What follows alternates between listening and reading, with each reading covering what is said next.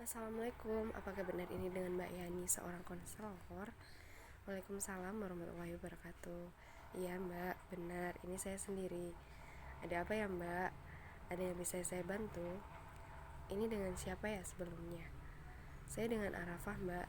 Saya membutuhkan bantuan Mbak Yani untuk menyelesaikan masalah saya. Oh iya Mbak, sebelumnya kalau boleh tahu alamat Mbaknya mana ya? Sama mungkin pekerjaan Mbak saat ini untuk sebagai pelengkap data.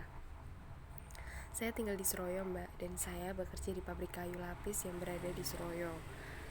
Baik Mbak, sebelum kita melakukan konseling, bolehkah saya dan Mbak melakukan kontrak terlebih dahulu?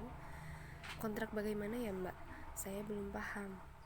Jadi seperti ini Mbak, di dalam kegiatan konseling, sebelumnya dilakukan terlebih dahulu kontrak antara klien dan konselor mengenai waktu berlangsungnya konseling. Dalam hal ini, Mbak boleh menentukan waktu yang akan kita jalani saat konseling.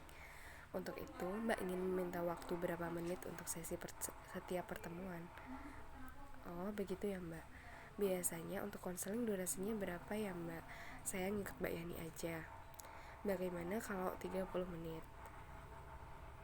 Baik Mbak, 30 menit. Untuk konselingnya bisa dilakukan dengan langsung atau virtual ya Mbak.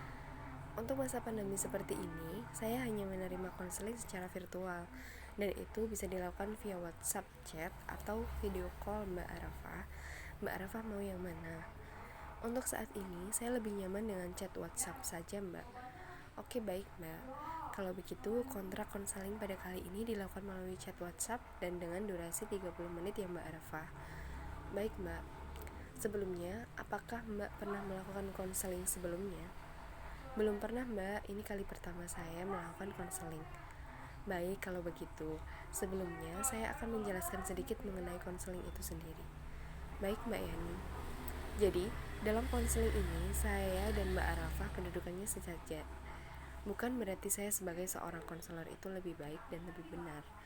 Jadi, Mbak Arafah tidak perlu takut, kita santai saja. Dan di sini saya hanya mendampingi Mbak Arafah dalam penyelesaian Mbak Arafah ya. Baik Mbak, saya paham. Untuk tahap selanjutnya, yaitu tahap eksplorasi, dalam hal ini Mbak Arafah bisa menceritakan apa yang menjadi permasalahannya selama ini. Jadi gini, saya seorang ibu rumah tangga dan saya tadinya bekerja sebagai buruh pabrik kayu lapis di dekat rumah saya. Dikarenakan masa pandemi saat ini, saya menjadi salah satu karyawan yang terdampak pandemi yang mengakibatkan saya di PHK dari kerjaan saya. Dengan di PHK, ekonomi keluarga saya merasa terganggu dan membuat kehidupan saya semakin sulit. Dan saya bingung dengan hal ini, karena sampai sekarang saya belum menemukan pekerjaan baru guna membantu suami saya mencari nafkah guna memenuhi kebutuhan sehari-hari kami. Oh, jadi permasalahan yang Mbak Arafah rasakan adalah dampak mengenai pandemi yang mempengaruhi perekonomian keluarga Mbak Arafah ya? Iya Mbak, apalagi sekarang saya sudah memiliki anak yang mana membutuhkan uang untuk pendidikannya dan membeli keperluannya, seperti kuota, karena anak saya juga terdampak pandemi ini. Saya turut prihatin dengan permasalahan yang Mbak alami saat ini Mbak. Namun, pada saat ini mungkin sudah terfikirkan cara untuk menanggulangi kesulitan ini belum ya Mbak? Belum Mbak, karena untuk kondisi pandemi seperti ini sangat sulit untuk mencari pekerjaan pengganti. Iya Mbak, saya bisa merasakan apa yang Mbak rasakan.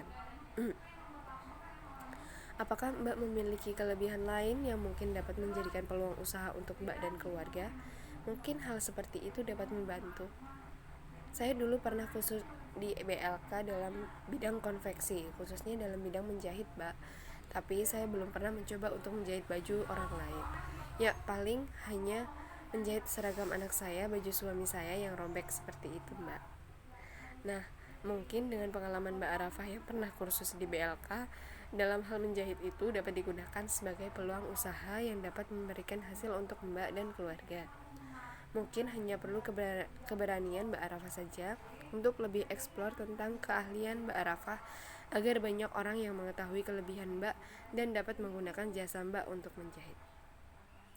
Saya belum cukup berani untuk eksplor hasil jahitan saya, karena saya takut mengecewakan calon pelanggan saya.